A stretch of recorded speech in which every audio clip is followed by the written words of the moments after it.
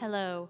Welcome to Two Dorks Read The Phantom of Manhattan by Frederick Forsyth, in which Natalie and Michael, two Phantom fans on a mission, subject themselves to the book that served as the launchpad for Love Never Dies, Andrew Lloyd Webber's controversial sequel to Andrew Lloyd Webber's Phantom of the Opera. Our story continues. Yes. So, we're continuing with this fine piece of literary work. Oh, then, are yes. This great work of literature by Frederick Forsyth shall continue. It is a very, very good piece of literature, I have been told. Yes. In fact, I would say it is the perfect piece of work to accompany this, at least where I am, overcast afternoon in the UK. Oh, well, that sounds absolutely delightful. It's charming. It's very charming. You know what would really accoutrement this a little bit? What would accoutrement this a little bit? A big piece of shit, of course. Jeez! Yeah, okay. You whipped out the accoutrement. I wasn't sure where you were going. Yeah. No, I always have a plan. Don't you know that? Ah. Oh shit! The loop on my Arizona iced tea broke. Ooh. That's Don't okay. worry. I can take this confusion to make sure that we actually are streaming because We that are would streaming. be- Oh, good. We are up and Adam. Do I Yeah, have to say that I'm online? No, I am online. Okay, I don't have to do anything extra. That's good. The Twitch interface is still new to me. I'm just very lucky and haphazard with the whole thing. All right. Well, since this is of McJeary, you really should be starting. I guess I'll be kicking this bad boy off. So, when last we left the crew, our Phantom crew, Eric was pondering what it means to be a father with this immortal line, "I have a son!" I have a son! Yes. Not like that.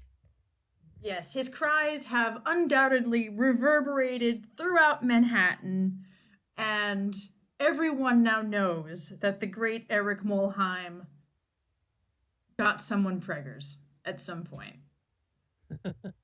And just to Sorry. just to keep everyone updated for when our speculation talk does get uploaded, we were actually wrong, because when I was going over the first chapter for release on YouTube, Madame Giry states quite clearly that Raoul only found out that Christine was pregnant after Down Once More, like after it all happened. Like 2 months after Down Once More, in fact. Yeah. It's just that we both forgot it, actually. Yeah. Because, I mean, we don't actually keep this thing on our mind.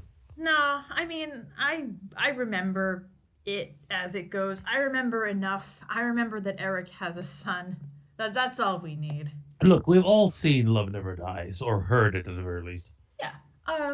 If you, for some reason, are here and you have not seen or heard it, I would recommend checking it out, certainly, just so you know what became of this.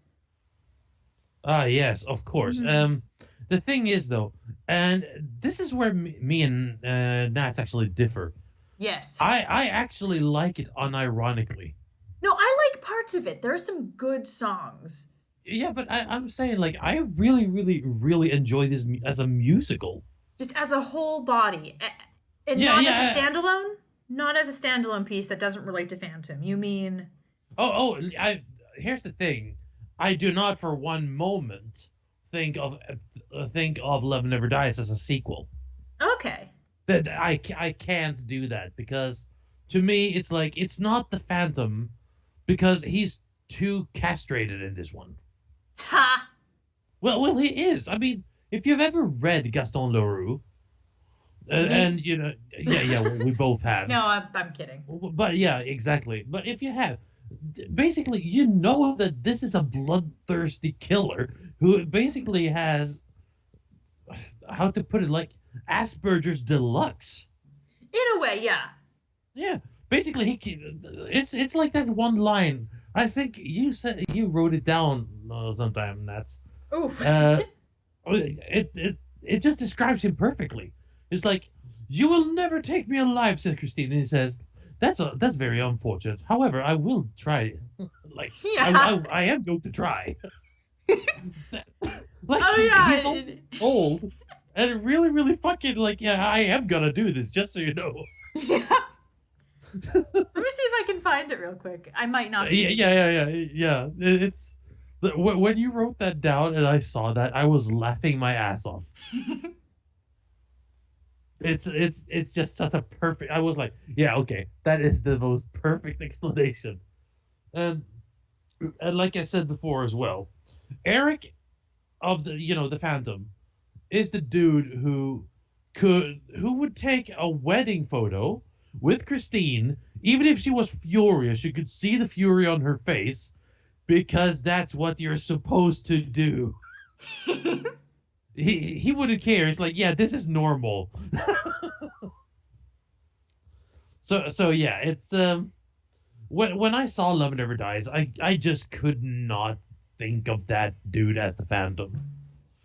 The one time I could, the absolute one time I could is actually during The Devil Take the Hindmost, because that is the Phantom as we would know it. He would gamble with someone's life, even if it was his lover, because he wants what he wants.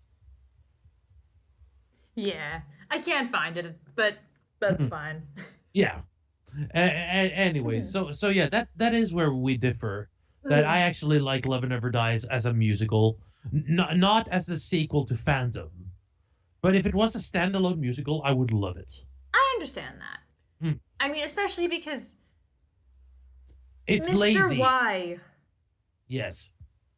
If there was just a circus man named Mr. Y, I'd probably go along with it a lot more than if Mr. Y was Was the also the owner. Phantom. Yes. It's like, yeah, but I mean, him being the Phantom, really, the Phantom doesn't really do any phantoming in this one.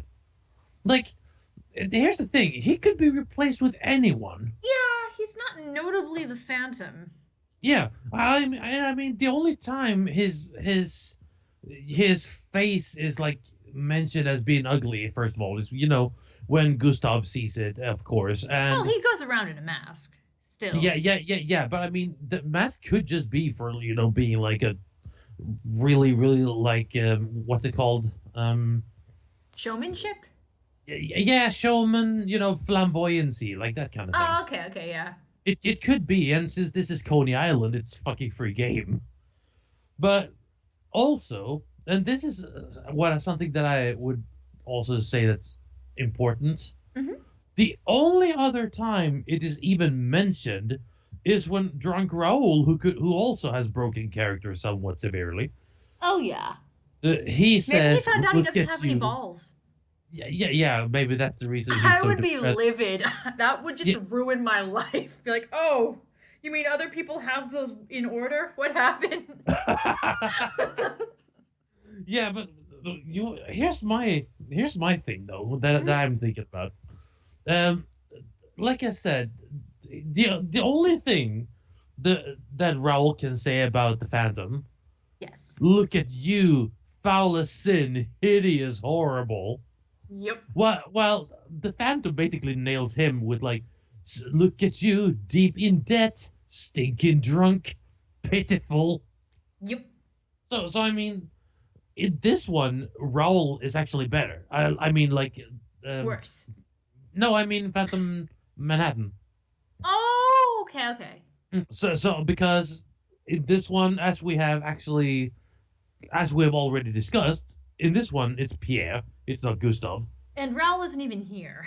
Raoul isn't even here. But even though Raoul must have known that this kid wasn't his, Oh, yeah. he still agreed to take both the kid and Christine in. She's now the Vicomtesse, and the son is in line to become the Vicomte. Or Yep. what? Yeah. So he treats this kid as a son. No, and that's really sweet. Yeah, I know. That's what I'm saying. Yeah. So if we actually had this Raoul in Love Never Dies, I would go with Raoul. Yeah, Like then he would be the good guy again. He would. Hmm. And then it would be funnier too, because Christine would be like, after all these years, Phantom, you're still a dick. Yeah. Yeah, because uh, I mean, then again, there I, wouldn't even be a bet in like the devil take the hindmost because he would just be, shall we make a bet about Christine? No, we shan't. Are you insane? no, that's a really terrible idea. She's my wife. I love her, said Yeah, Raoul. yeah. I walked off, told Christine Yeah. everything, and they left. So that masked man, he's in charge of all this. Yeah, I know. We talked about that. Well, he tried to bet me. He tried to make me To- bet you. I don't even think he knows that's how marriage certificates they don't do that. But yes. So yeah, it's like it's such a stupid thing. Like, okay, like I said, I do like Love Never Dies, but mm, the characters aren't alike each other for one bit. Where's the Christine who's just spiteful? Because in Down Once More, she was downright spiteful when she was brought there first. I think that's a valid emotion to have Yeah, but under I'm those saying, circumstances. yes, don't get me wrong. I'm asking, where's that spitefulness the next time they see each other, basically? Well, she is spiteful in Love Never Dies a little bit. That I should have known that you'd be here. I Yeah, can't but believe you did this shit. yeah. Oh my That would have been god. that would have Not been the great again. I don't want to do this. Please. anymore. Yep. How do you dare to do this now? I have a son. You fucking wreck. Yep. No, but like that kind of thing. But again, so there's so much, and we all should point out one thing, and that is Lord Andy certainly fucking hates plot points, and he really hates backstories Yes. and build-ups Mm. and everything else that does a good story, because they just seem to like jump to conclusions like like a freaking autistic little kindergarten kid. Like, oh, I want to do this. No, we can't. You know, I want to do this, and they jump to do it. Anyways, Well, and of course, you know, you can tell he doesn't like backstories yeah, because, quite frankly, he's allowed Forsyth to get away with writing in this style where characters are just exposition vomiting yep, everywhere and almost nothing is really happening in, I don't know, a consistent forward motion. It's indeed, just, it's not because you hear something about a character, then something happens in another chapter, and then the next chapter, so all that happened, didn't it? Here's what I thought about it. And it's like, I don't care what you thought about it. I don't even know who you are.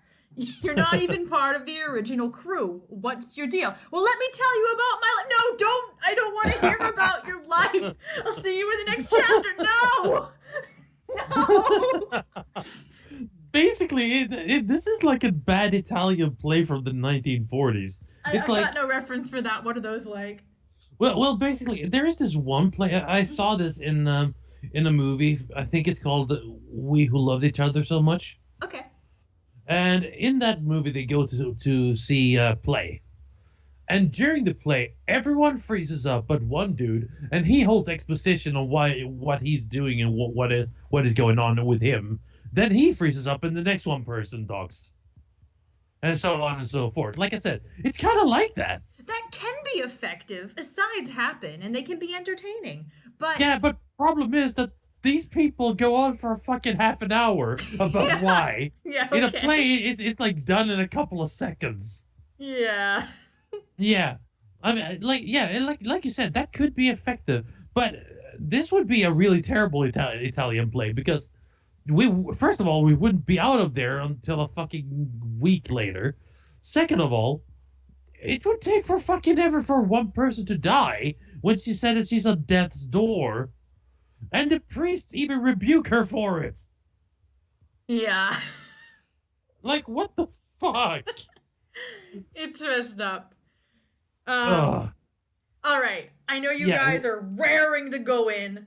I yeah. think it's Let's head time. in. All right, to open up the private diary of Meg Jury. We've Yeah, broken into her bedroom. We've entered the secret code with the voice lock. It was probably like butterflies or something. And we're reading her little open diary. That's all, I assume. Like, I don't know. Do you it's remember laying those? open on the floor. Don't you remember like those ads on TV in the 90s for like those girls' private diaries? And Oh, they those were that all came like with like voice a activated padlock. and lit up. Yeah. Oh yeah. So I assume I, this is exactly what we're doing. oh, and the voice like is butterflies. Yep. Butterflies. But if my brother steals it and says butterflies, it won't open cuz it's special voice lock technology. Yeah. All right, so we're going to go into the private diary of Meg Jury, the Waldorf Astoria Hotel, Manhattan. So what voice are you gonna give this one? We're not going to do that voice. Don't worry. I think she's just a lady. Oh, Manhattan. you're not going to give it a voice like Oh, a French one? I guess she could be a little French, but I don't. If I go too far, it would be a little bit offensive, and we don't need to do that. Especially because Christine is also French, and actually, Christine hasn't had a chapter yet. No, I guess. No, but also Christine has been to freaking. They have estates in London as well. Well, no, I know, but it even said last reading that she has a charming, light French accent. Yeah, very, very light then. I'm Christine Daae de Chagny. I have a little bit of a French accent. I'm sure that's exactly what she sounds like. No. That is Southern American French, not the same thing.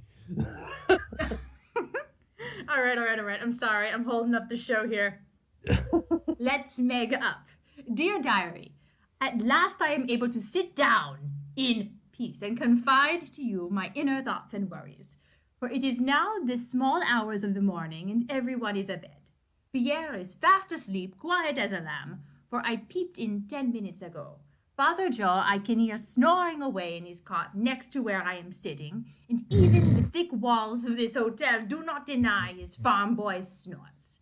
And Madame, who I must call Madame, and she is not my best friend anymore, is at last asleep, also with a cachet to help her find rest. For in 12 years, I have never seen her so distressed. It all had to do with that toy monkey that some anonymous donor sent to Pierre here in the suite. There was also a reporter here, also, very nice and helpful, and who flirted with his eyes at me. But that was not what upset Madame so badly. It was the toy monkey. Ooh. She's pulling Bavarian. I'm real sorry. When she heard it. It's fine. Oh gosh. When she held it play its second tune, the sounds of which came straight through the open door in the boudoir, where I was brushing her hair, she became like one possessed. She insisted on finding out from where it came, and when the reporter, Monsieur Bloom, had traced it and arranged a visit, she insisted that she be left alone. I had to ask the young man to leave and get Pierre protesting into bed. After that, I found her at her dressing table, staring into the mirror but making no attempt to complete her toilette. So I cancelled dinner in the restaurant with Monsieur Hammerstein also. Only when we were alone I could ask her what was going on, for this journey to New York, which started so well and saw such a fine reception at the Quai earlier in the day, had turned into something dark and sinister.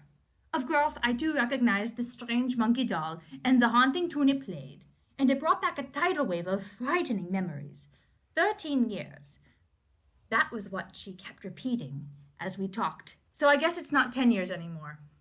13 years old!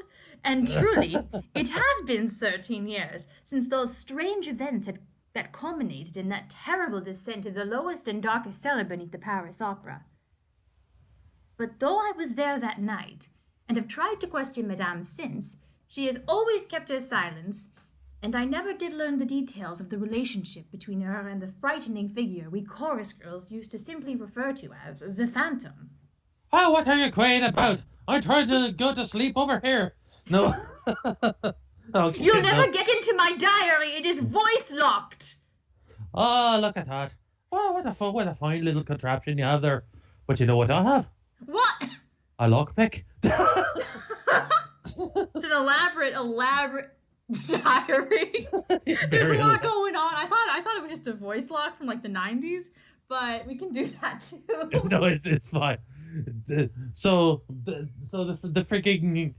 freaking priest just takes it and just bust opens the thing with Apparently. yeah with like a pair of tweezers or something, and he goes until this night when at least no I'm not Father telling Joe, you please. that. But All at right, last she told me more. 13 years ago she was wait why did I continue? She was involved in a truly remarkable scandal, the Paris Opera, when she was abducted right from the center of the stage during the performance of a new opera, Don Juan Triumphant, which has never been repeated since. Yeah, no shit. I was, Copyright's really hard to get a hold of. yeah, and licensing. Yeah. Mm, I was myself in the Corps de Ballet that night. Though I was not on stage at the moment, the light fused out and she disappeared. Wait, what? Are they mixing?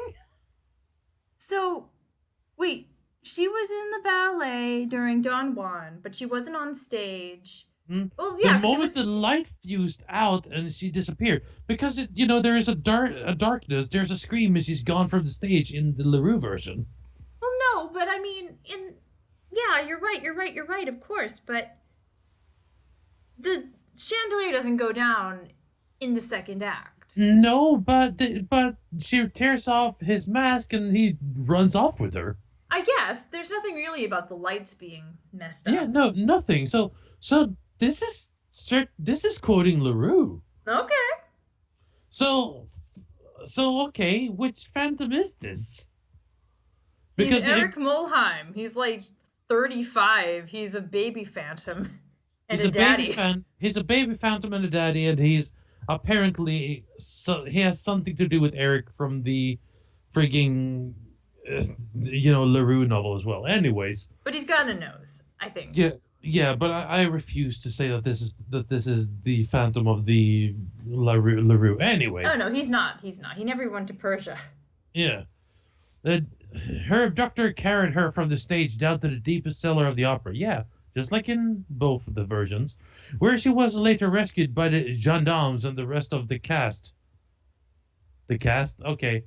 Headed by the commissaire de police who happened to be in the audience. Oh, so the commissaire de police who happened to be in the audience That's was the thing, I also don't. leading the cast. That's like, I don't know why this book keeps referring to the police presence at Don Juan as just happenstance.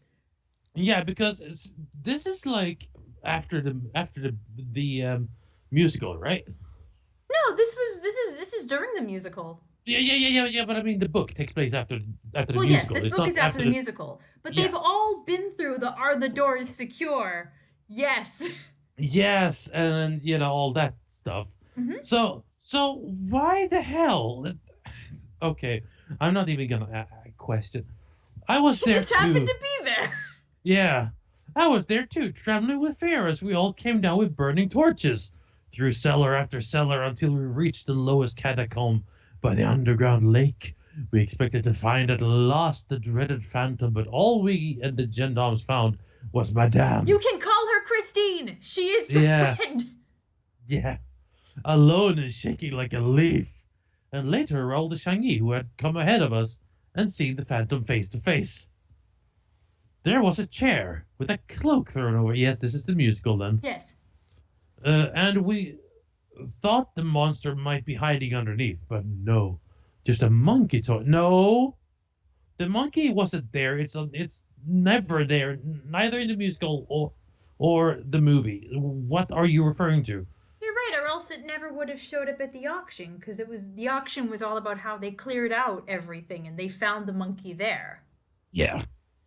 So yeah, so basically, so that's bullshit. Yeah. So anyways, with symbols and a music box inside, the police took it away as evidence.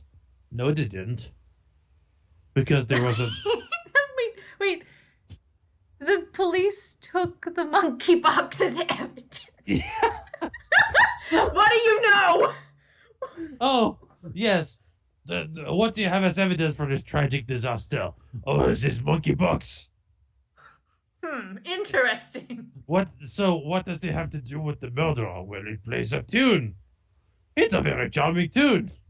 Yes, they played that same song at the New Year's party. Yes.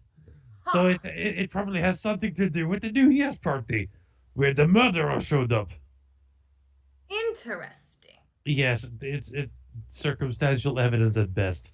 Anyways. Then they just, they never solved it, but they still get the song stuck in their head once in a while. They're like, damn case. Yeah. But it's like, yeah, that one line. The police took it away as evidence, and no, they didn't. They just didn't. Like, first of all, then it would still be in the police lockup, and then it would be auctioned off from there. Oh wait, do you think the opera bought it back from the police? Maybe. We need it back. It's a really curious piece. Yeah, We're never going to sell the chandelier. No, but wait a minute. The Phantom has it now. So does he have it now? I guess, yeah. Yeah, I mean, it was sent to the young Pierre. Oh so God, you're right. Did he take it from the police? He stole it from the police evidence. All right, let's keep going. Maybe on the page there'll be some. Yeah, baby. Let's hope. Let's see. Until this night, there was the time she was being daily courted by the young Vicomte Raoul de Chailly. Sorry. And all the girls were so envious of her. Had it not been for her beautiful nature, she might well have invited hostility too. For her looks, her sudden leap to stardom, and the love of the most eligible bachelor in Paris. But no one hated her. We all loved her. That's what you told the police. And we're delighted to see her restored to us. Yeah, it took months to paint her the way she used to be. Mm-hmm. But though we became closer over the years, she never mentioned what happened to her in the hours of those rosy hours of Mazandaran. She went to Persia. She went to Persia. Yes, indeed. And her only explanation was that Raoul rescued me. So that was the significance of what was the significance of the toy monkey? Well, yeah, that's what I want to know. I mean, the police were questioning it. Yeah, the police took it, and then Eric had it, and he must have had it when he jumped overboard from the ship. I'm sure he saw the police interrogating it one night and saw their unethical methods and was like, "Come on, we're going. It's no place for a monkey." Oh God! Oh jeez! Considering that the commissar from the book, that's the only person who's actually named as like the police dude. If that's the guy, I don't remember his name right now. It's something like Mifroid. Oh dang, that's good. You're good. Well, if it's Mifroid, then I would actually believe it because he is dumb. Yes. But yeah, so. And he would probably question a music box, to be honest with you. I have read The Phantom. Anyways, so what happened to her? Those rosy hours of Mazandaran that she was missing, and all explanation was Raoul's favorite. That night I knew better than to ask her directly, so I fussed about and brought her a little food, which she refused to eat. Well, you can't help that you're a terrible cook. When I had persuaded her to take her sleeping draught, she became drowsy and let slip for the first time a few details of those bizarre events. She told me there had been another man, a strange elusive man. There was another man, a strange elusive creature who frightened, fascinated, overawed, and helped her, but who had an obsessional love for her that she could not repay. Yeah, that's the Phantom. Yeah. Even as a chorus girl, I had heard tales of a strange phantom who haunted the lower cellars of the opera, and had amazing powers, being able to come and go unseen and inflict his will on the management by threats of retribution if Dun, dun, They dun. did not obey him. Yes. The man and his legend frightened us all. Oh, sorry, it's you. No, you're good, you're good. You But, can wrap up the paragraph. Okay. But I never knew he loved my mistress. Of today in such a manner. I asked about the monkey that played a haunting tune. She said she had only seen such a creature once before, and I am sure that it must have been during those hours in the cellars with the monster, the same one I myself found on the empty chair. As the sleep came over her, she kept repeating that he must be back, alive and close, moving behind the scenes as ever, a terrifying genius of a man, fearsomely ugly as her Raoul was handsome. The one she had rejected, she did a real good job rejecting him, and who now lured her to New York to confront her again. I will do everything I can to protect her, for she is my friend as well as my employer, and she is good and kind. But now I am frightened, for there is something or someone out there in the night, and I fear for all of us. For me, for Father Joe, for Pierre, and most of all, for her, Madame Christine. The last thing she said to me before she slipped away into sleep was that for the sake of Pierre and of Raoul, she must find the strength to refuse him again, for she is convinced that soon he will at last appear and demand her again. I pray that she has that strength, and I pray that these next 10 days will hurry past so that we may all return safely to the security of Paris and away from this place of monkeys that play long ago tunes and the unseen presence of the phantom. Seriously, Masquerade was popular 20 years ago. It is over. It is done. I hate that song. It is overplayed. Oh, God.